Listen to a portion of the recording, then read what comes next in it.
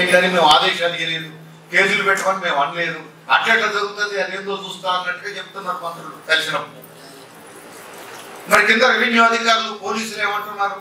చాలా తెలివైనటువంటి వాదనలు వస్తున్నాయి. మరి ఆ వాదనలో నిజమా అబద్ధమా మనం కూడా తెలుసుకోవాలి. రెవెన్యూ అధికారులు చెప్తున్నది ఏంటి? గవర్నమెంట్ సర్వే చేయమన్నది, మేమే సర్వే చేస్తున్నాం, ఖచ్చితంగా అర్హులందరికీ పట్టాలు ఇస్తాం, మీరు ఆల్రెడీ గుడిసెలు వేసుకున్నారు, మీకే ప్రథమ ప్రాధాన్యతనిస్తాం, మీరు ఆల్రెడీ పోరాటంలో ఉన్నారు, గుడిసెలు వేసుకున్నారు, ముందు మీకే ఇస్తాం, మీలో అర్హులను చూస్తాం అంటున్నారు. అంటే అర్హులేందమ్మా, పేదలు ఇల్లు వాకి లేకనే కదా గుడి చేసుకుంది, అర్హులు కాబట్టే గుడి చేసుకున్నారు కదా అని మనం అంటున్నాం. అధికారులు ఏమంటున్నారో తెలుసా?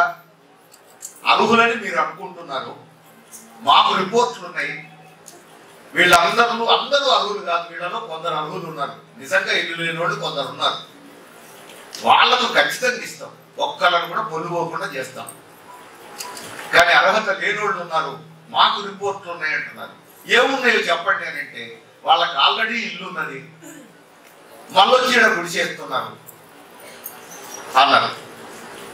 ఇల్లు ఉండుండొచ్చు కూడా అమ్మా, కొంతమందికి ఉంటది కూడా, తల్లి తండ్రి ముసలోళ్ళు ఉంటారు ఒక ఇంట్లో, పిల్లలు 4 పిల్లలు అయిన తర్వాత, వాళ్ళ పెళ్ళిళ్ళు అయిన తర్వాత మరి ఎవరి ఏ జంట కాదంట మరి వేరే ఇళ్లలో ఉండాలి కదా, వాళ్ళకు కూడా ఇల్లు కావాలి కదా.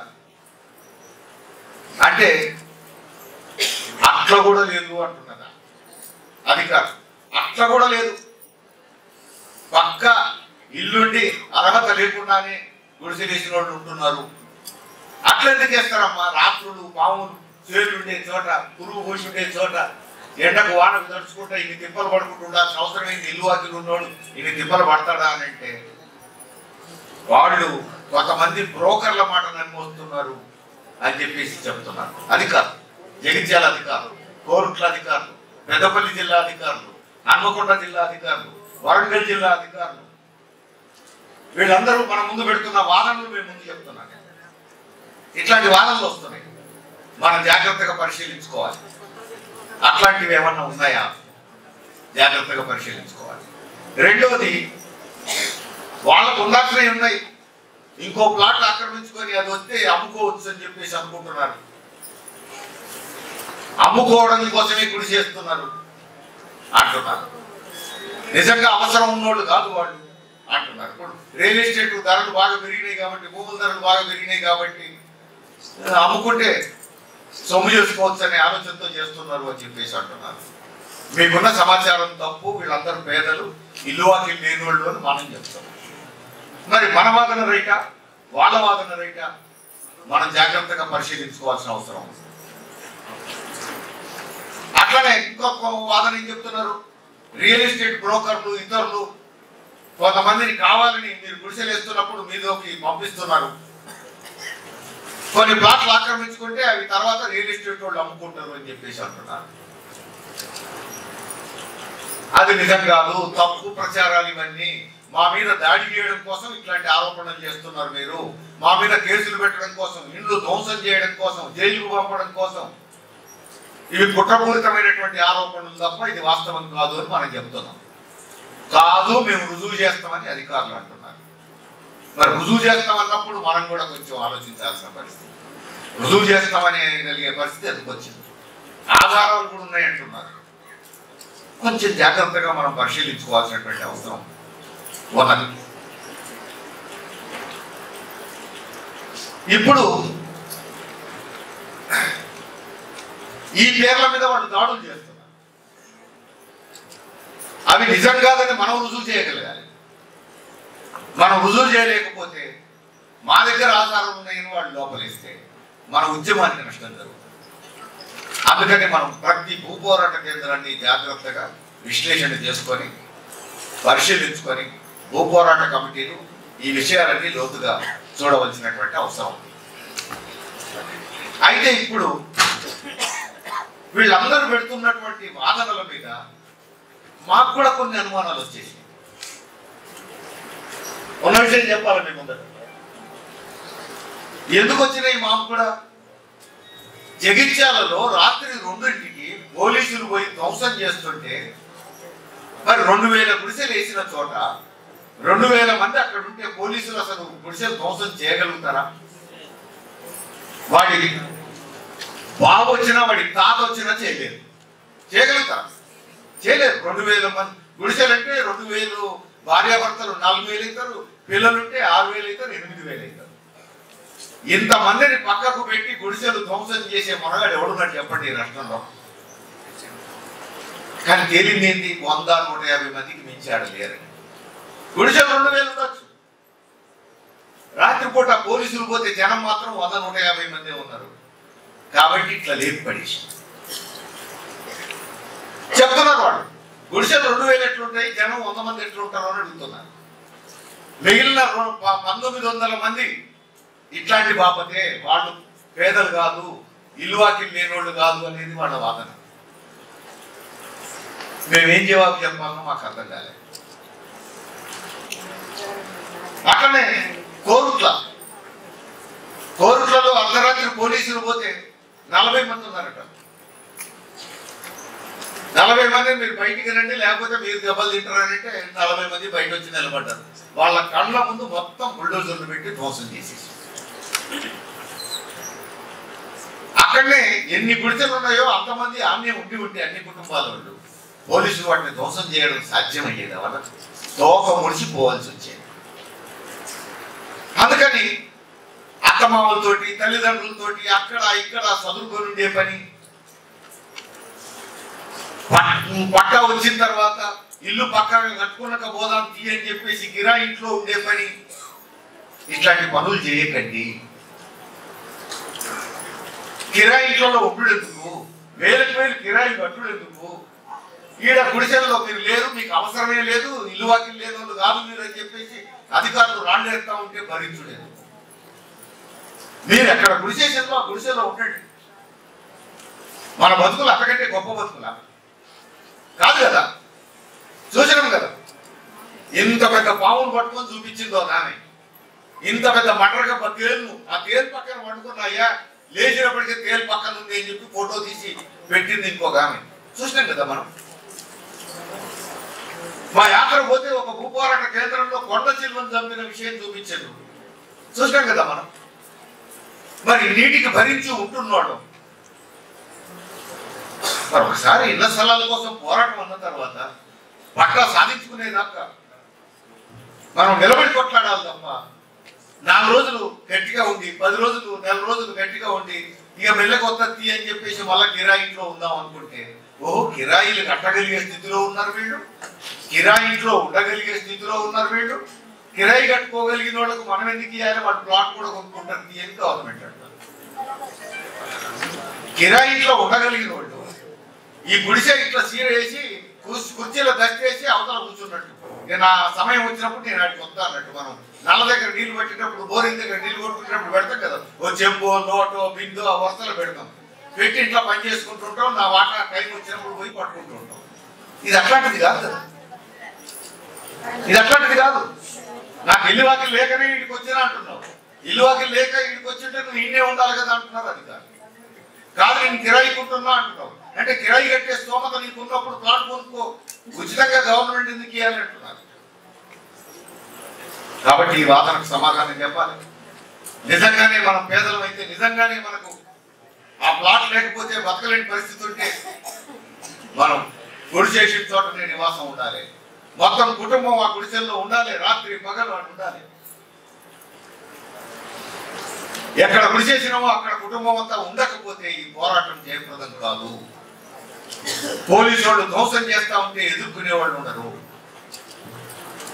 ఇది చాలాసార్లు చెప్పినాం మీకు భూపోరాట కేంద్రాల్లో.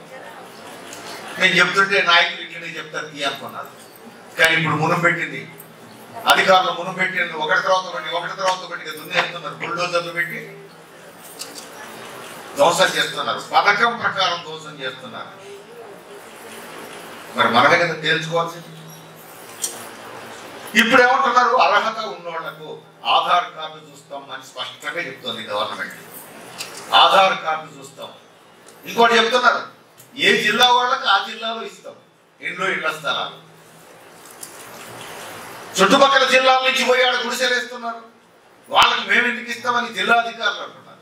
ఎవరి జిల్లాలో వాళ్ళు చూసుకోవాలి కదా. మా జిల్లాకు వచ్చి అందరు కూర్చుంటే మేము ఎందుకు ఇస్తాం అంటున్నారు. మరి అట్లేమన్నా జరుగుతుందా చూడాలి. గవర్నమెంట్ మాత్రం ఒక జిల్లా వాళ్ళు మరో జిల్లాలో పోయి వేసుకుంటే ఇవ్వడానికి సిద్ధంగా లేదు. ఏ జిల్లా వాళ్ళకి ఆ జిల్లాలో ఇస్తానంటుంది. అయితే ఇక్కడ ఒకటి ఉంది, అసలు మండలమే అంటుంది. ఏ మండలం వాళ్ళకి ఆ మండలం అని చెప్పి నువ్వు అట్లా చెప్తే కుదరదని మనం చెప్పినాం. ఎందుకంటే అనేక మంది గ్రామీణ ప్రాంతాల నుంచి జిల్లా కేంద్రానికి కూలీనాలి కోసం అడ్డ కూలీలుగా రకరకాల పనులు చేసుకోవడం కోసం పోయి ఆడ పని చేసుకుంటూ ఉంటారు. ఆడ ఉండడానికి ఇల్లు లేక రోజు రావడానికి పోవడానికి కిరాయిలు అయితే ఉంటాయి. లేదంటే అక్కడే ఎక్కడో ఒక చోట కిరాయికి ఉంటుంటారు, లేకపోతే రోడ్డు పక్కన ఉంటుంటారు. కాబట్టి వాళ్ళు అక్కడ స్థిరపడ్డట్టు లెక్క అంటే అయితే అక్కడ ఉన్నట్టుగా వాళ్ళు ఆధార్ కార్డు తెచ్చుకోమని అంటారు. కాబట్టి మీ ఆధార్ కార్డులు ఎక్కడైతే మీరు గుడిసె వేసిందో ఆ పట్టణంలో మీరు నివాసం ఉంటున్నట్టు, కనీసం కిరాయి ఉంటున్నట్టు ఒక ఇంటి నెంబర్ ఇచ్చి ఆధార్ కార్డు మార్చుకోండి. ఆధార్ కార్డు మార్చుకోకపోతే ఈ చిక్కులు వస్తాయి. పక్క జిల్లాల నుంచి కూడా మరొక జిల్లాలో కూలి చేసుకోవడం కోసం పోయి స్థిరపడ్డ వాళ్ళు ఉంటారు, కొంతమంది ఉంటారు.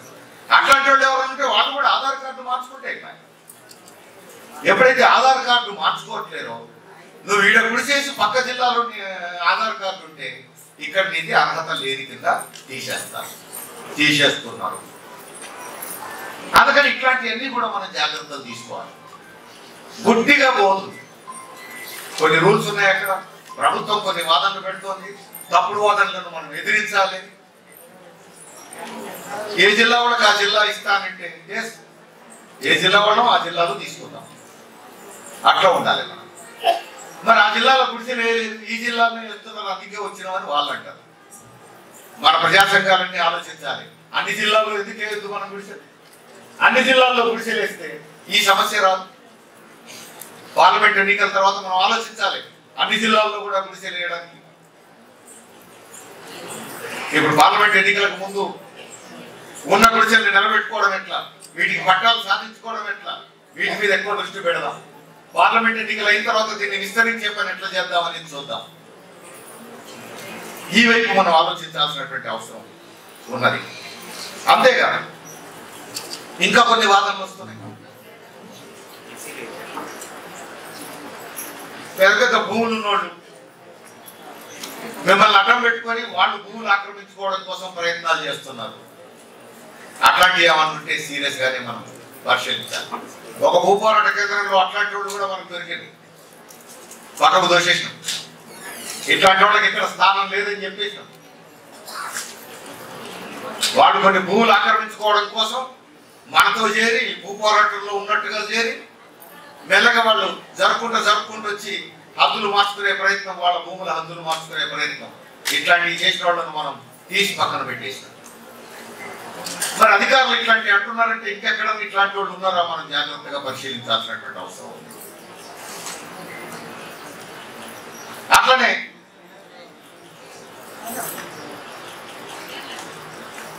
ప్లాట్ల కోసం డబ్బులు వసూలు చేస్తున్నారని చెప్పేసి ఒక వాదన అధికారులు పెడుతున్నారు. పెద్దపల్లి కలెక్టర్ని కలిస్తే పెద్దపల్లి కలెక్టర్ ఈ వాదన పెడతాం, డబ్బులు వసూలు చేస్తున్నారు, ప్లాట్ల కోసం డబ్బులు వసూలు చేస్తున్నారు అని చెప్పేసి. అంతకుముందు హనుమకొండ సూపరింటెండెంట్, ఎస్పీ, కమిషనర్ కూడా, పోలీస్ కమిషనర్ కూడా ఇట్లాంటి వాదన పెట్టాడు.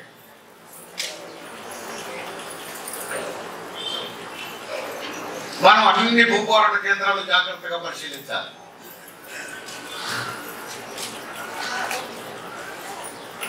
రకరకాలుగా ఉన్నాయి. మనం బావి తవ్వుకోవడం కోసం తలా ఇంటి వేసుకొని బావి తవ్వుకుంటాం, అది వసూళ్ళు ఎట్లా అంటాం అనడానికి వీల్లేదు. నేను ఒక స్కూల్ పెట్టుకోవడం కోసం, ఒక బోరింగ్ తవ్వుకోవడం కోసం, లేదా ఒక ఆర్చి కట్టుకోవడం కోసం తలా ఇంటి వేసుకుంటాం, ఆ కార్యక్రమం చేస్తాం, అది వసూళ్ళు అనడానికి వీల్లేదు. లేదు, ఈ పోరాటం కోసం ఎర్రజెండా నిలబడ్డది, సిపిఎం నిలబడ్డది. మొదటి నుంచి ఎర్రజెండా నీడలోనే మనం ఈ భూ పోరాటాన్ని నడిపిస్తున్నాం. కాబట్టి ఎర్రజెండా పార్టీకి పెద్ద పెద్ద కాంట్రాక్టర్లు, పెట్టుబడిదారులు, భూస్వాములు డబ్బులు ఇయ్యరు, వాళ్ళు అధికార పార్టీలకు ఇస్తారు. కమ్యూనిస్టులకు, మన ప్రజా సంఘాలకు ఇయ్యరు. వాళ్ళు ఎవరి కోసమైతే కొట్లాడుతున్నామో, ఏ పేదల కోసమైతే కొట్లాడుతున్నామో ఆ పేదల నుంచే తలా ఇంత విరాళాలు వసూలు చేసి పార్టీ నడుస్తూ ఉంటుంది. అందుకని కొన్ని భూ పోరాట కేంద్రాల్లో సిపిఎం నిధి వసూలు చేశాను. అది వసూలు అనడానికి వీల్లేదు. కానీ జాగ్రత్తగా మనం పరిశీలిస్తే మాకు ఒక చోట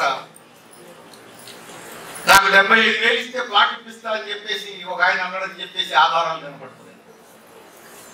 ఇంకో చోట నాకు 40,000 ఇస్తే ప్లాట్ ఇప్పిస్తా అని చెప్పేసి బేరం పెట్టిండని మాకు ఆధారాలు కనబడుతున్నాయి. అట్లాంటి వాళ్ళ మీద సీరియస్ యాక్షన్ తీసుకుంటున్నాం. అట్లాంటి వాళ్ళు మనకు పనికిరాదు. ఈ పద్ధతుల్లో ప్లాట్లు అమ్ముకోవడాన్ని మనం అంగీకరించే సమస్య లేదు. పేదల కోసం, ఇల్లు వాకిలు లేనోళ్ల కోసం మనం పోరాడుతున్నాం అనే విషయం మనం గుర్తుపెట్టుకోవాలి. అందుకని ప్రతి గుడిసెల కేంద్రంలో, ప్రతి పోరాట కేంద్రంలో ఇవన్నీ మనం జాగ్రత్తగా పరిశీలించాల్సిన అవసరం ఉంది. ఇవన్నీ జాగ్రత్తగా పరిశీలించి ఎక్కడైనా ఇట్లాంటి వాళ్ళు సందులో దూరి మన మధ్య చేరి వాళ్ళ స్వప్రయోజనం కోసం ఇట్లాంటి పని చెరగొట్టుడు కొట్టే పని చేస్తే మాత్రం ఖచ్చితంగా పట్టుకోవాలి, నలుగురిలో పెట్టాలి, పరిష్కారం చేయాలి, వాళ్ళని బయటికి పంపించాలి. అందుకని భూ పోరాట కమిటీలు ఇవన్నీ జాగ్రత్తలు తీసుకోవాలి. ఇప్పుడు మనం చూసినాం కదా, ప్రతి 25 మందికి ఒక బాధ్యులను పెట్టాం. ఎందుకు పెట్టినాం? ఆ 25 మందిని లోతుగా పరిశీలించడం కోసమే కదా. భూ పోరాట కేంద్రానికి ఒక కమిటీ వేసినాం. ఆ కమిటీ వేసింది మొత్తం మీద భూ పోరాట కేంద్రంలో తప్పుడు పద్ధతులు జరగద్దు, తప్పులు జరగద్దు, ఎక్కడ అంతా ఒక పద్ధతి ప్రకారం నడవాలని కదా. అందుకని ఇట్లాంటివన్నీ కూడా మనం చూడాల్సినటువంటి అవసరం. ఇవన్నీ ఈ రోజు మీ ముందు ఎందుకు చెప్తున్నా నేను, మన పోరాటం 3 సంవత్సరాలుగా సాగుతూ ఒక దశకు చేరుకున్నది. ఇక మనకు పట్టాలు సాధించుకునేందుకు అవకాశం వస్తుంది అనుకున్న దశలో మంచి ఇల్లు కట్టుకున్నటువంటి భూ పోరాట కేంద్రాల్లో కూడా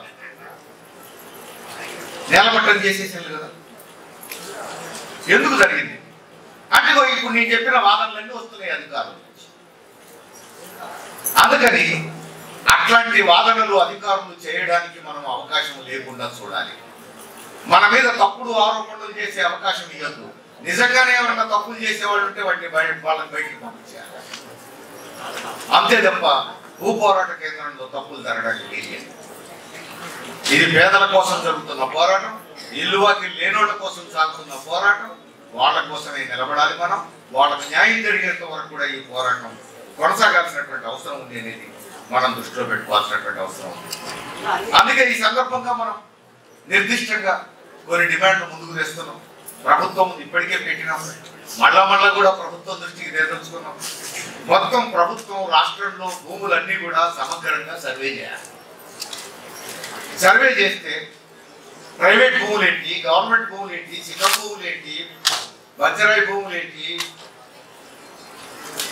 లేకపోతే దేవాదాయ భూములు ఏంటి, ఇట్లా రకరకాల భూములు ఎక్కడెక్కడ ఎందుకు ఉన్నాయో అది ఇప్పటికే రియల్ ఎస్టేట్ బ్రోకర్లు ఏమన్నా ఆక్రమించుకున్నారా? ఆక్రమించుకుంటే వాళ్ళని బయటికి పంపడం ఎట్లా తేలుతుంది.